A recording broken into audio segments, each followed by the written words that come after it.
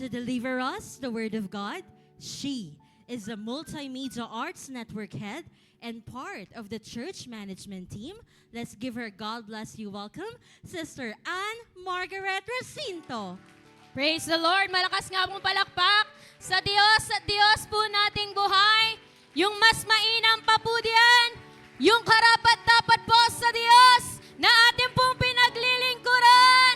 And can we just shout, Hallelujah! Praise the Lord! Amen and amen. Ako po si Ate Ann or Ate Sister Ann Margaret Recinto. Madalas po ako ay nakikita nyo bilang isang worship minister. Pero hayaan nyo po na yakapin ko ang napakagandang oportunidad na ito upang magbahagi ng salita ng Diyos sa ating pong kalagitnaan. And praise be to the living God sapagkat ito nga po ang araw na ginawa ng Diyos. Amen po ba?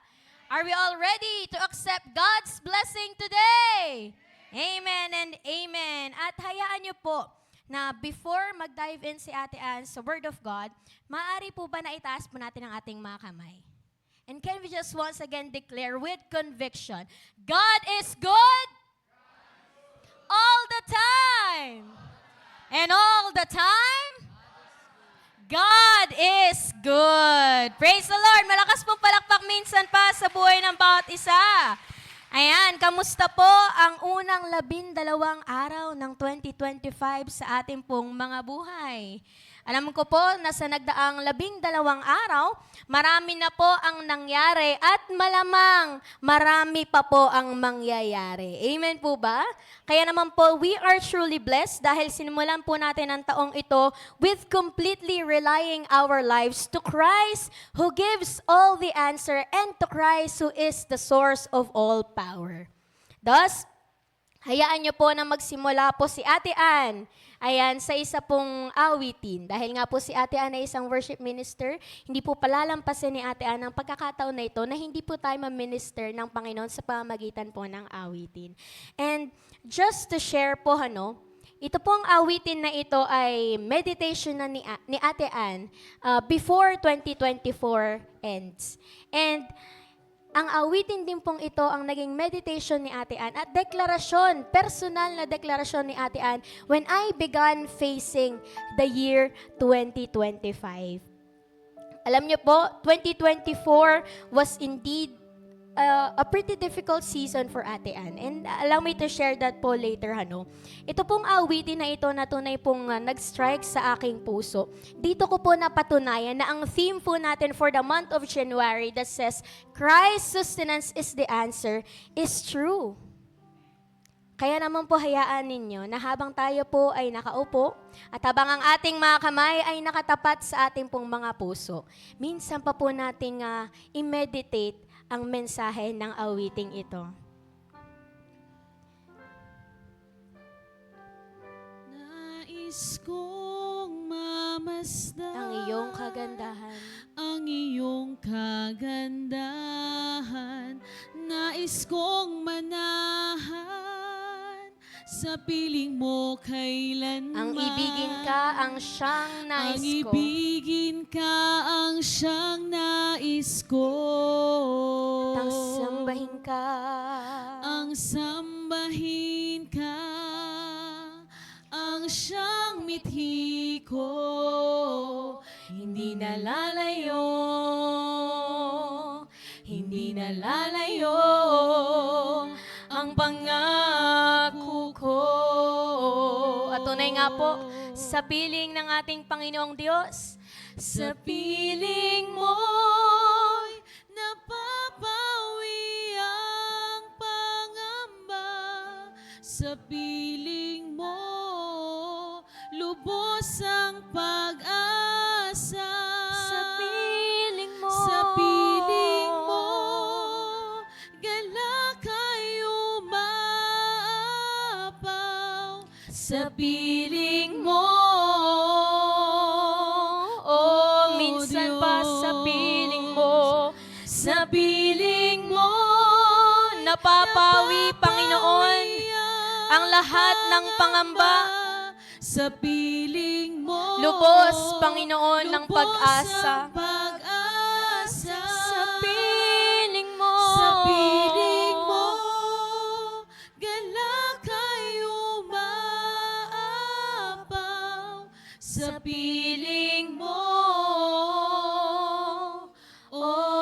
Diyos, sa piling mo. Panginoon, patuloy po namin pinangahawakan ang iyong pangako sa iyong salita na isa o dalawang nagkatipon para sa iyong pangalan, ang banal mong presensya ay nasa kanilang kalagitnaan. Kaya naman, Panginoon, we continue to claim and continue to believe that the four corners of this worship hall, O God, is filled with the presence of our Lord Jesus Christ.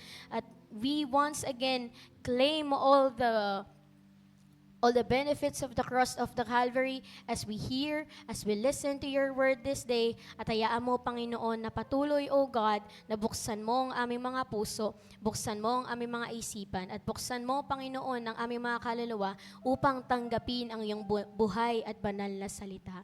And we continue to declare that Jesus is Lord over this place and that Jesus is Lord over our lives. To you be all the glory, honor, and praise. In the mighty name of Jesus we pray. Amen and amen. Malakas po minsan pampalakpak sa Diyos na buhay. Ayan, maraming salamat po sa ating pong music team. Alam niyo po the very reason kung bakit na-meditate ni Ate Ann nang ganun na lamang kalalim ang awiting ito. It is because katulad nga po na nabanggit ko kanina, the year 2024 was indeed challenging for me. Bukod po kasi si Ate Ann po ay nagsimulang magtrabaho pero hindi po halata kasi masyado po akong maliit, no?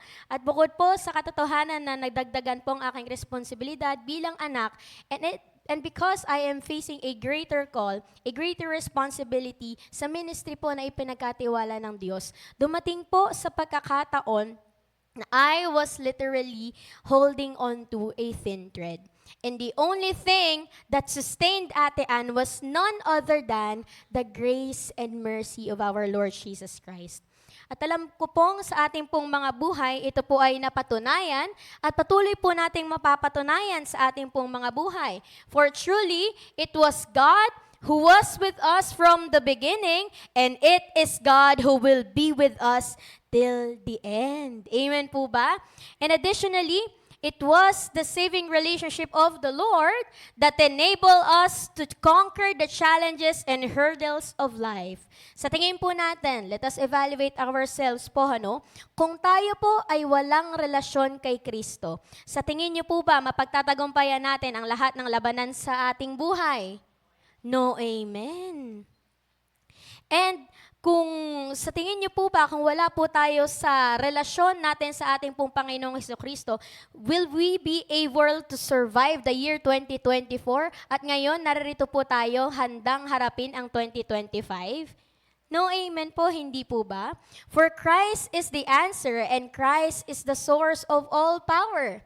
If not for the sacrifice of Jesus Christ in the cross of Calvary, at kung hindi po nag-initiate ang Diyos Ama sa langit na i-restore ang noong forsaken relationship natin sa Kanya nang dahil sa pagkakasala ng ating pong mga forefathers na si Adam and Eve, there is no victory over the adversary. Amen po ba?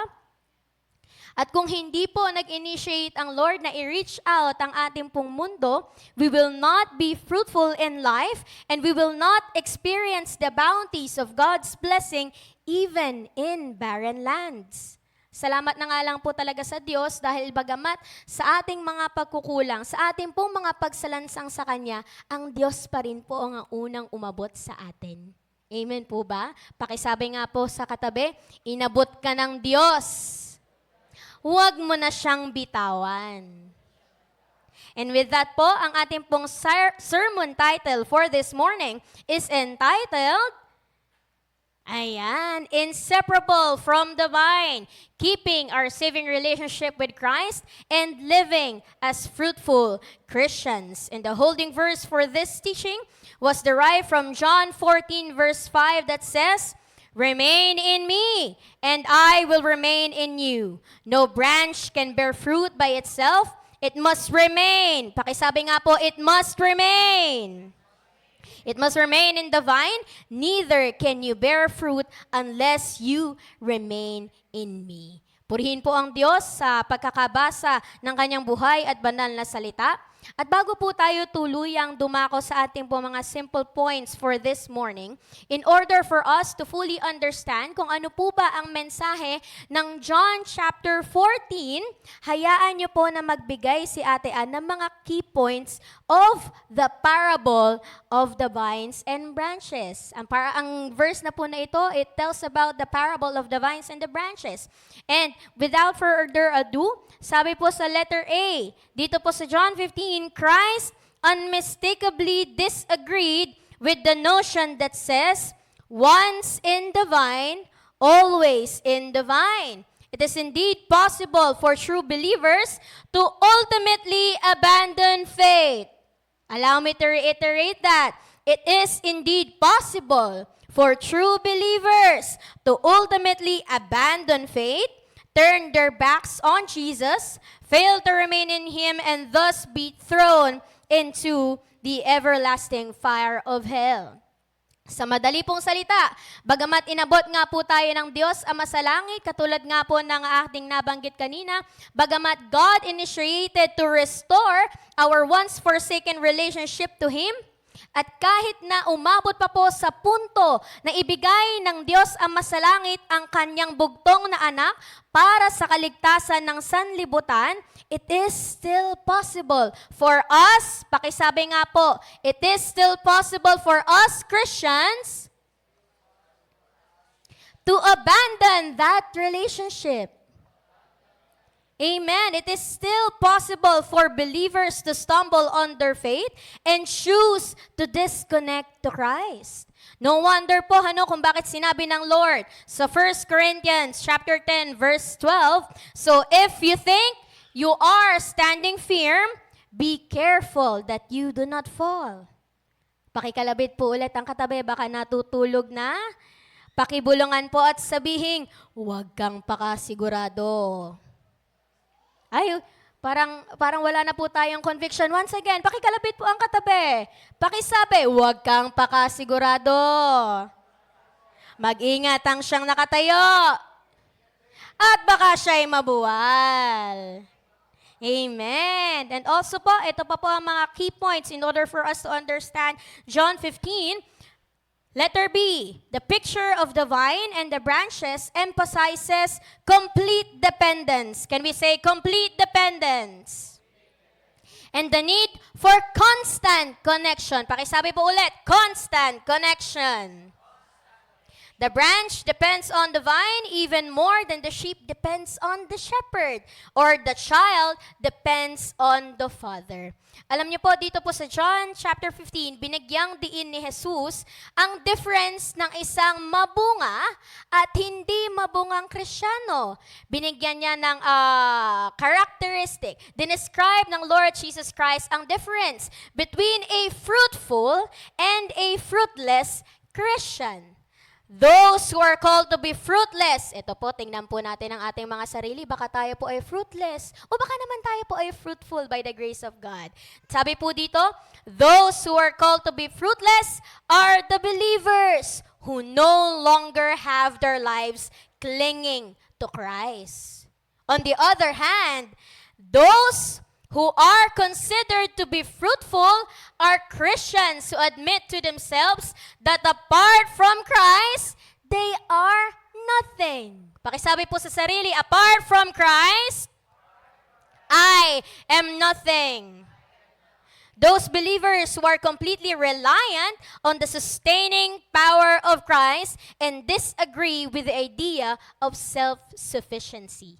Bigla lamang po naparemind ng Lord ang isang excerpt from a teaching na ibinahagi ko na rin po sa isa po sa ating mga Sunday worship and healing service. Sabi po doon, ang panahon po natin ngayon is called a me generation. Ibig sabihin, ang mga tao ngayon, very self-reliant. Nakarely sa sarili. Buhay ko to. I can do whatever I want. Lakas ko to. That is why I will depend on myself. However, in the book of John chapter 15, it tells us that as we long to be fruitful in this life, it is our responsibility to be completely reliant sa ating pong Diyos na buhay. Pakitanong po ang sarili, nagre-rely ba ako sa Diyos? Tayo na lamang po ang makakasagot po niyan, ano? And with that being said, John 15 tells us that as branches, in order for us to be fruitful, nararapat lamang na we remain in the true vine. And that is none other than the Lord Jesus Christ. Sapagkat kapag tayo po ay patuloy na nakakonekta, kapag tayo po ay patuloy na nakaugpong kay Kristo, naroon po na ating pong mararanasan ang buhay na puno, buhay na kasiyasiya, at buhay na tunay na pinagpala. Amen po ba? And letter C, key points on how are we going to understand the meaning of John 15.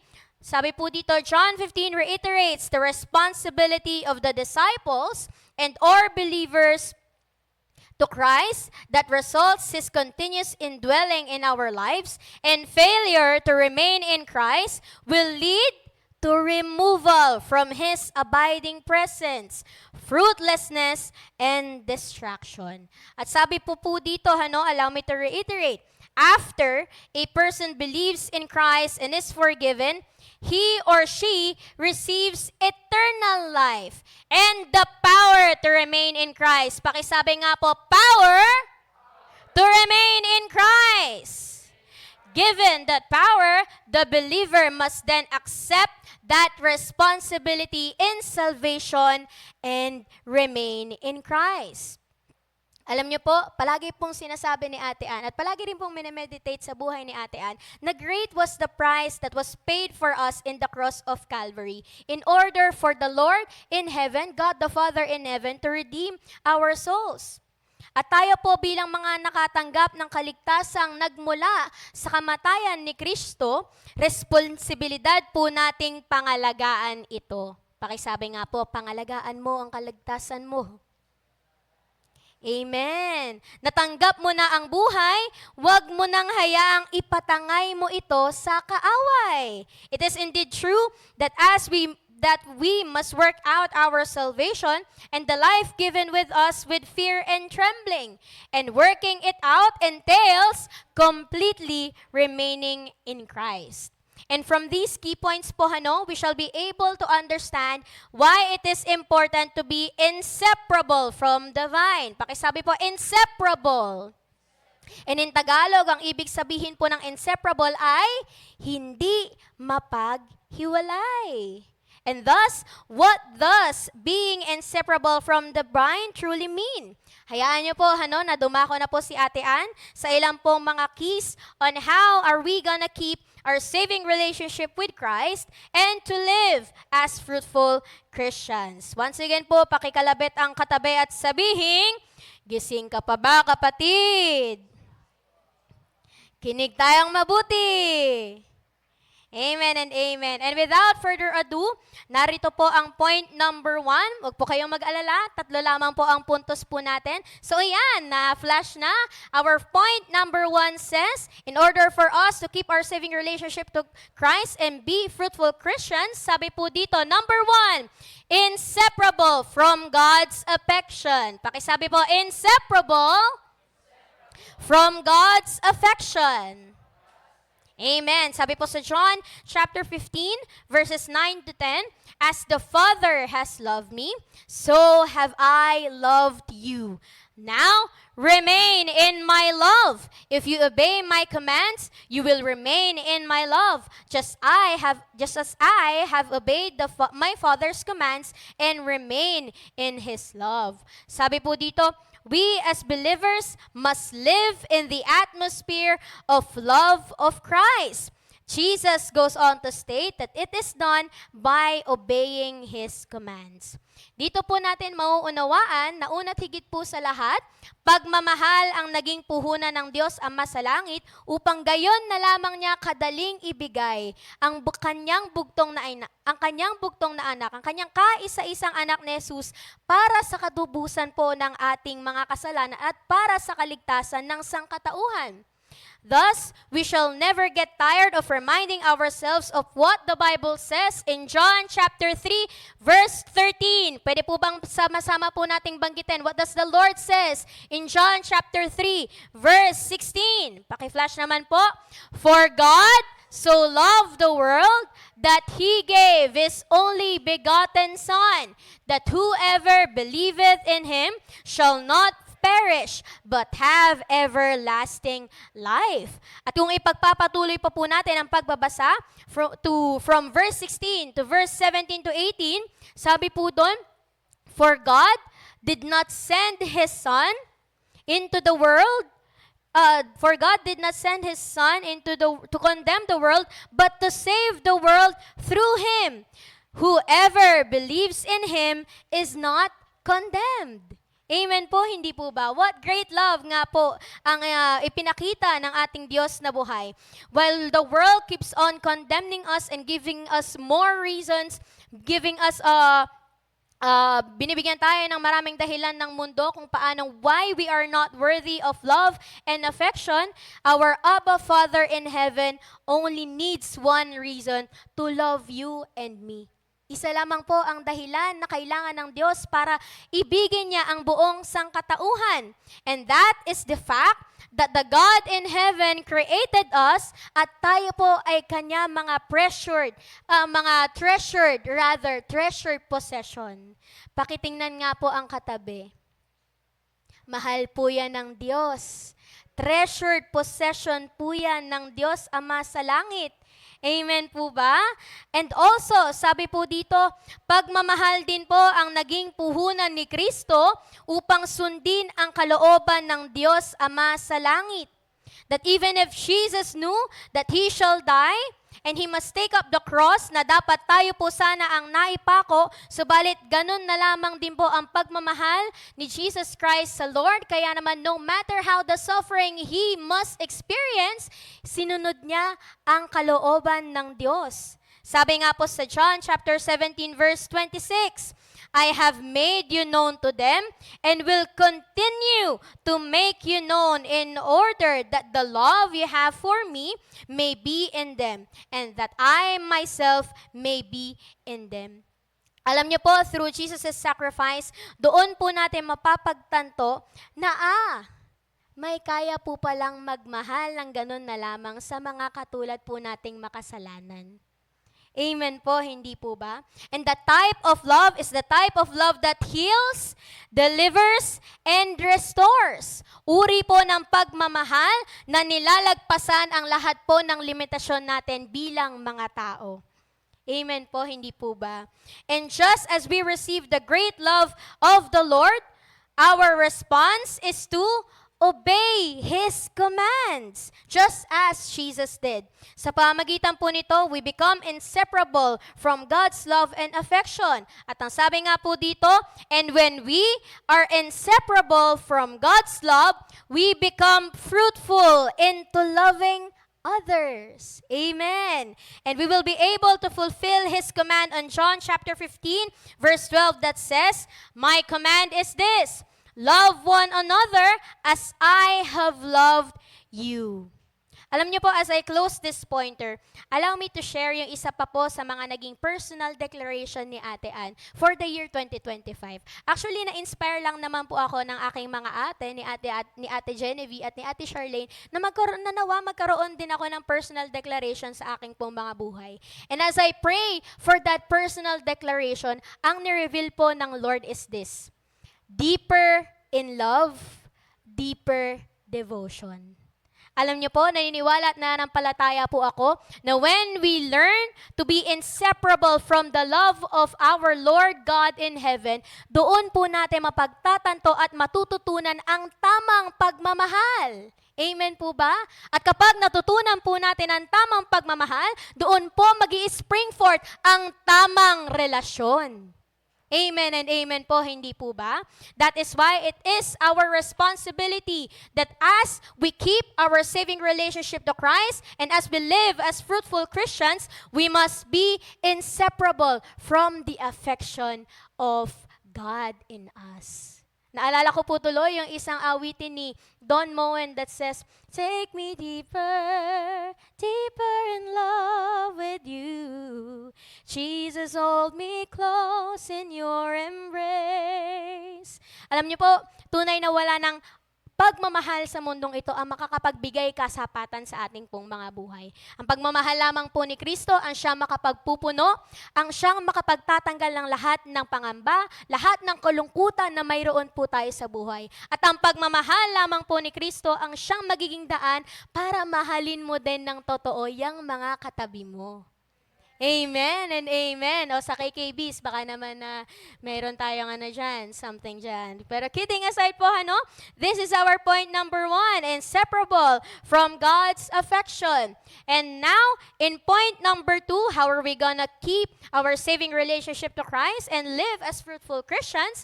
Sabi po sa point number 2, inseparable from God's correction. Pakisabi po, inseparable from God's correction.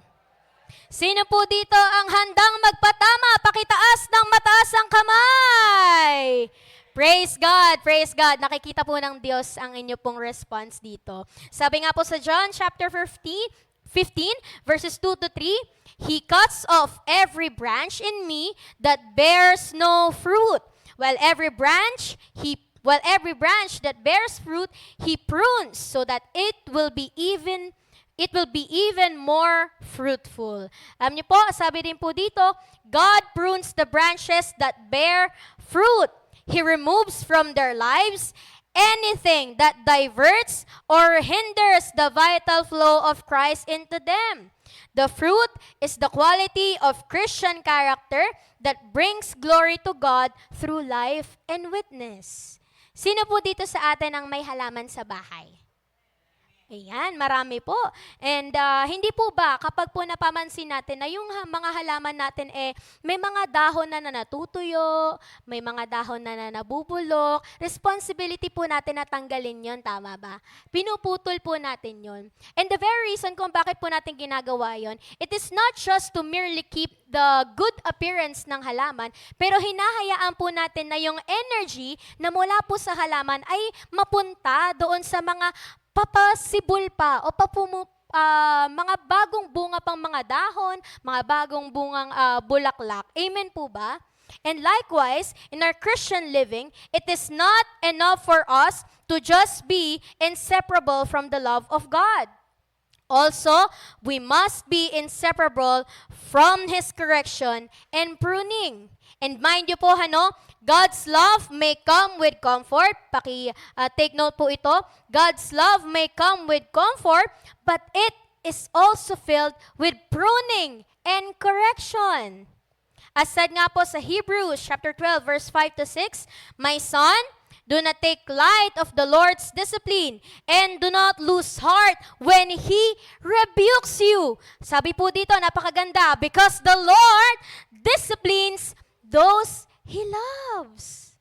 Amen po, hindi po ba? And when we say inseparable from God's correction, it must be characterized through the following. Sabi po sa letter A, keeping God's word continually in our hearts and minds and making it the guide of our actions. Ibig sabihin, we as Christians, if we want to become inseparable from the correction of God, we must meditate God's word day and night, night and day. Amen po ba? And sabi rin po dito, maintaining a habit of constant intimate communion with and repentance to Christ in order to draw strength from Him. Alam niyo po, naalala ni Ate Ann yung isa sa mga selection from our devotional book for 2025. Ang sabi po doon, do not procrastinate repentance. Ibig sabihin, ang paghingi ng kapatawaran at ang pagsisisi sa ating pong mga kasalanan, dapat hindi mo yan ipinagpapabukas. Amen po, hindi po ba? It is because the God we serve is holy. Thus, as we continue to live in this life as Christians, hayaan po natin na mag-spring forth sa ating mga buhay yung life of repentance. Amen po, hindi po ba? At sabi rin po dito, keeping our lives clean through the Word, resisting all sin, and yielding to the Spirit's direction. Ibig sabihin, we as Christians, if we want to be inseparable from the correction of the Lord, dapat humiwalay ka sa mundo. Amen po, hindi po ba? Sabi nga po ni Pas Diwani, ano sabi ni Pas? Bitaw sa mundo, yakap kay Kristo. Dahil ang lahat po ng bagay na mayroon dito sa mundong ito, it will tempt us.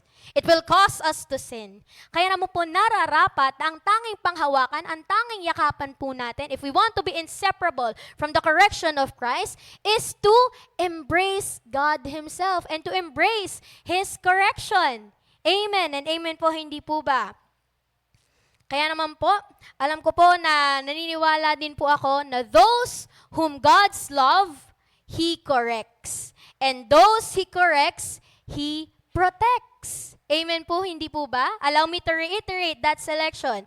Those whom God's love, He corrects. And those He corrects, He protects. Maaari po na ang pagtatabas po ng ating pong Panginoon, ang pagtutuli po ng Diyos Ama sa langit sa ating pong mga buhay may be too painful to handle.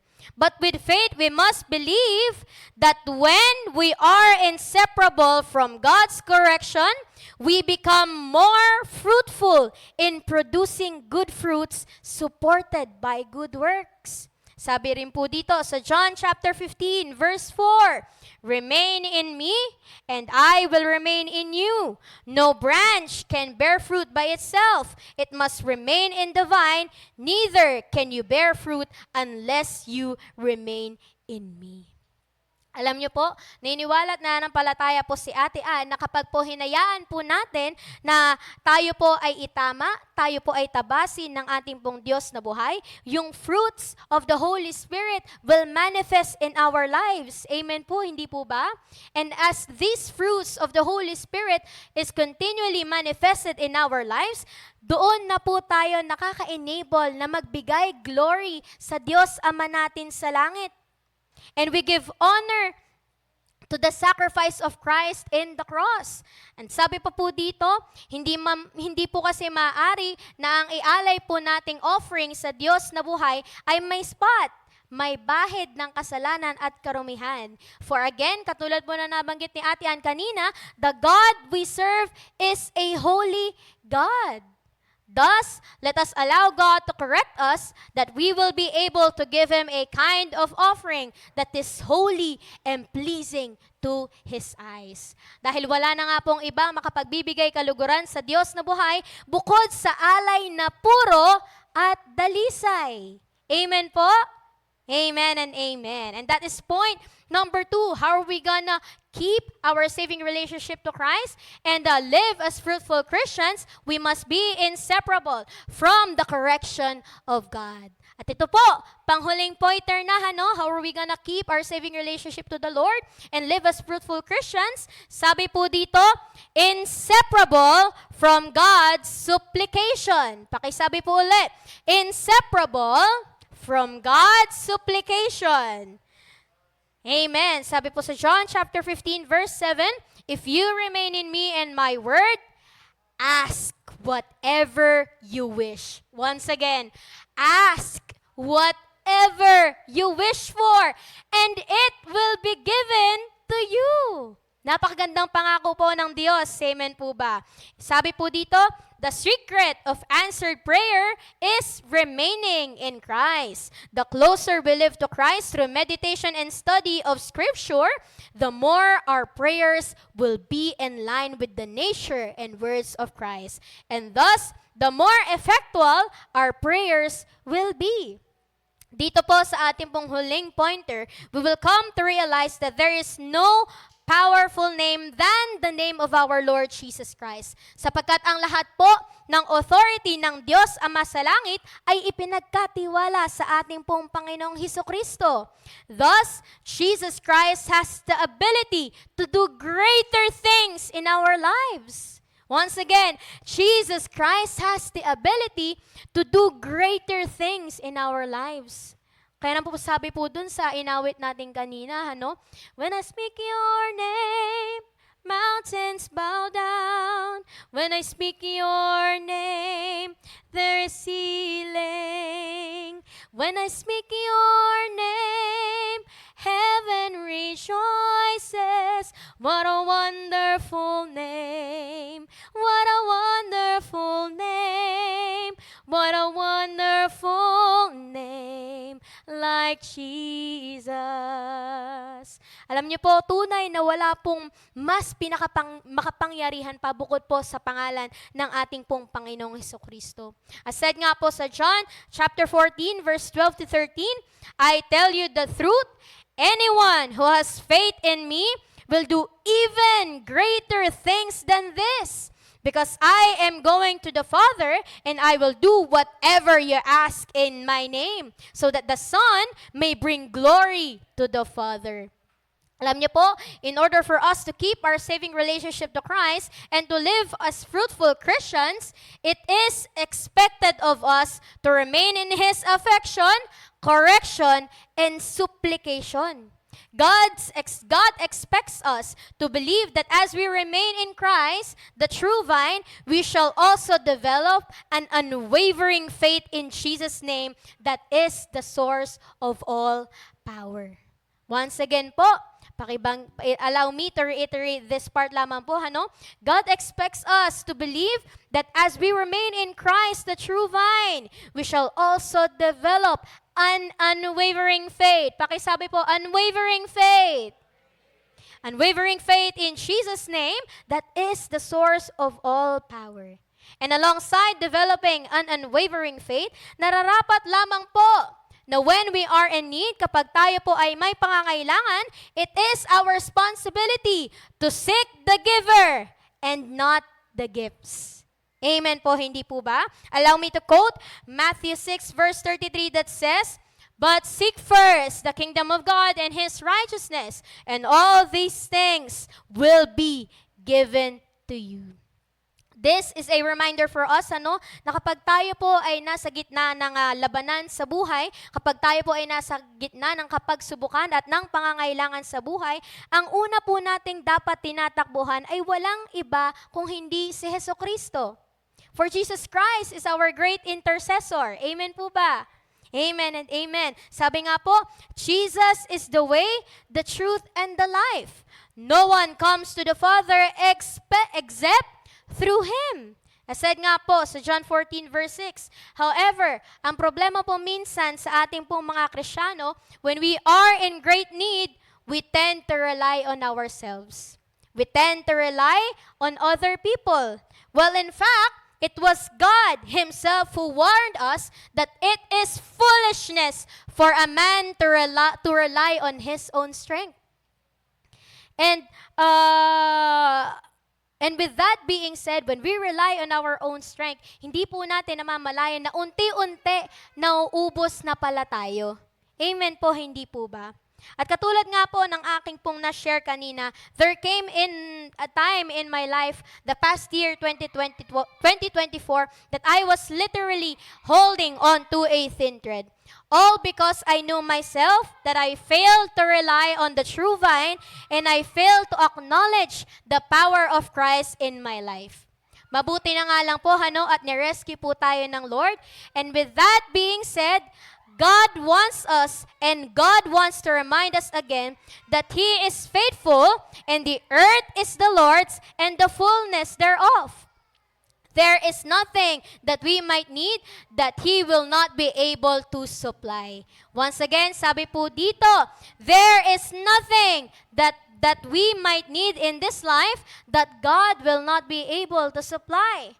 So it is our responsibility as Christians to abide sa true source of blessing and supplication. And that is none other than our Lord Jesus Christ. Amen po ba? And with that being said, we will come to realize that when we are inseparable from His supplication, we become more fruitful in our faith, enabling us to be channels of blessing to others. Alam niyo po, allow me to share yung naging meditation ni Ate Ann sa isa rin po sa ating selection from our devotional book. Ang sabi po doon, we are all destined to be a blessing to others. But before we become a blessing to others, there is a godly character that God requires from us. And alongside that, there is this unwavering faith na nire-require ng Lord sa atin upang tayo ay Kanyang tunay na pagpalain. Kaya naman po, in this life, na maaaring hanapin po natin kasi ang sagot sa ating pong mga pangailangan sa mga bagay na mayroon ng mundong ito. Pero tatandaan po natin, ang lahat ng bagay na mayroon sa mundong ito ay galing sa Diyos Ama sa langit. At ang lahat ng bagay na mayroon sa mundong ito ay unang ipinagkatiwala kay Kristo at siya ring ipinagkatiwala sa iyo. Thus, it is our responsibility to connect always to Christ, ang source of all supplication. And with that, we became inseparable from the supplication of the Lord and we will be able to be a blessing to others. Amen po ba? Pakitingnan nga po yung katabi ninyo. Napagpapala po ba tayo sa kanila? Ang sagot po ay, Amen and amen. Tayo po ay destined to be a blessing to others. And as I conclude po, hayaan niya po na mag-review lamang si Ate Ann ng kanyang mga 3 key points for this morning. In order for us to be inseparable from the vine, and in order for us to keep our saving relationship to the Lord and to be fruitful as Christians, number 1, we must be inseparable from God's affection. Number 2, we must be inseparable from God's correction.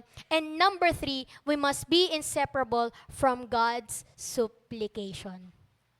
And as I conclude, sabi po dito, our saving relationship to Christ is never a static connection based solely on past decisions and experience. Rather, it is a progressive relationship that calls to be inseparable from His affection, correction, and supplication. This is the type of relationship that we must share with Christ, the true vine. And by keeping such relationship, it is guaranteed that we shall live as fruitful Christians. Allow me po to end with this simple illustration. Sino po dito ang may mga anak na bata? Yung mga 2 to 3 years old, 5 to 7 years old, ayan, pakitaas po ang kamay. Hindi po ba kapag, for example, kapag tayo po ay nasa park, o kapag tayo po ay nasa mall, it is our utmost responsibility na tingnan yung anak natin to make sure na hindi malalayo sa atin yung anak natin. Kasi we know na itong mga batang ito is completely dependent, completely reliant on their parents. Amen po ba? At tayo bilang mga anak ni Jesucristo, ganun din po dapat. Alam niyo po ang Lord, from the very beginning, hindi naman po siya nang iwan. The problem is, we human beings were the first ones to go far from Him. Pero katulad nga po ng sinabi ni Ate Ann, despite all these things that we have done in this life, despite all the sins that we have in this life, ang Diyos pa rin po ang unang umabot sa atin. Amen po ba? At ang pagmamahal na po na mayroon ng Diyos para sa sanglibutan, ang siyang pumukaw sa ating pong mga damdamin. Kaya naman po ngayong umagang ito, nawa magmistulang po tayong bata sa harap ng Diyos. Nasasabihin po natin sa Kanya, Abba, Father in heaven, I don't want to be apart from you anymore. Amen po ba? Marami pong bagay sa mundong ito ang makapaghahatak sa atin mula kay Kristo, mula sa pagmamahal ng Diyos Ama sa langit. Pero as God said in His Word, nothing could ever separate us from the love of Christ. Amen po, hindi po ba? And as I end, let us meditate this song that says, it is you, O God. It is you who have won my heart. And I, Lord, don't want to be apart from you again. Amen po ba? Can we just lift our hands as we raise our feet, as we stand on our feet this morning? Until I am lost in your love. Till I'm found in your presence. Till I am found in your presence, worshiping before your throne, Filled with the Spirit, filled with your Spirit, entering into your throne. how precious this moment. how precious this moment. Lord, I want you. Maaari po ba habang nakataas ang ating mga kamay, let us sing to the Lord, it is you, O God. And it's you, oh Lord, you have won our hearts. You have won my You have taken us into your arms, oh Lord. taken me into your arms. You comforted us like a friend. Comforted me like a friend.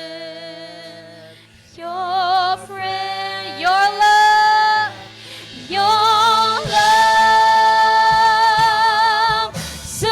surrounded me from the start. I never want to be apart. I want to be Apart from you ever. Once again, we confess it is you, oh God. It's you. You have won my heart. You've taken me into your arms. Comforted me like a friend. Your friend. Your love surrounded me from the start. I never want to be apart. Once again, coming from our hearts, with the loudest voice, we sing, it's you, Lord, it's you. You have won my heart. You've taken me into your arms. You comforted me like a friend. Your friend. And your love, oh God, Your love surrounded me from the start. I never want to be apart from you ever again. can we give God the best clap of praise to the God who loved us first, to the God who saved us, to the God who is ever fruitful, to the God who's ever faithful in our lives. Hallelujah!